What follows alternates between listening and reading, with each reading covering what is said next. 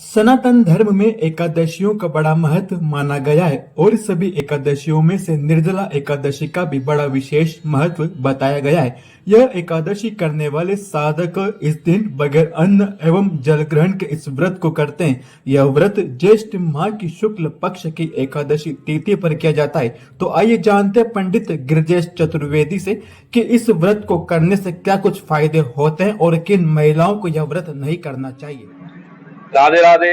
मैं भागवत आचार्य ज्योतिष आचार्य पंडित गिरिजेश चतुर्वेदी। ज्येष्ठ महा शुक्ल पक्ष में आने वाली एकादशी को ही निर्जला एकादशी, भीमसेन एकादशी तथा मालवा क्षेत्र में बड़ी एकादशी के नाम से, बड़ी ग्यारस के नाम से जाना जाता है। जो भक्त निर्जला एकादशी का विधि पूर्वक व्रत रखता है उसे संपूर्ण वर्ष की एकादशी फल प्राप्त होता है। एकादशी निर्जला एकादशी के दिन सुबह जल्दी उठकर स्नान कर कर भगवान विष्णु की पूजन करें तथा ओम नमो भगवते वासुदेवाय नमः का जप करें। साथ ही यथाशक्ति भाव से कथा सुने, भागवत का पाठ करें और जितना हो सके भजन कीर्तन करें। उस दिन आपको जल ग्रहण नहीं करना है, भोजन ग्रहण नहीं करना है। इससे विधि पूर्वक आपका एकादशी का फल प्राप्त होगा। कहीं लोग 12 बजे के बाद ही व्रत को खोल देते हैं, लेकिन एकादशी का व्रत उद्यापन का यानी खोलने का समय द्वादशी सूर्य उदय के बाद ही मान्य होता है। निर्जला एकादशी व्रत करने से मोक्ष की प्राप्ति होती है, कर्म का उदय होता है, आने वाली पीढ़ियों को बहुत लाभ मिलता है तथा जो भक्त निस्वार्थ है इस व्रत को करता है उसे भगवान हरि के दर्शन प्राप्त होता है।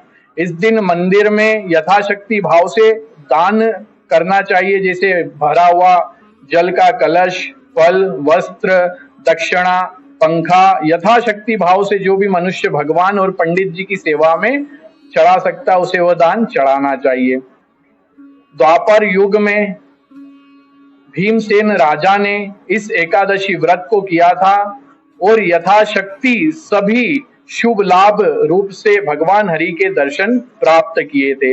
जो भी इस निर्जला व्रत को रखता है भगवान हरि की कृपा से उसका कल्याण उदय होता है। राधे राधे, जय श्री राधे।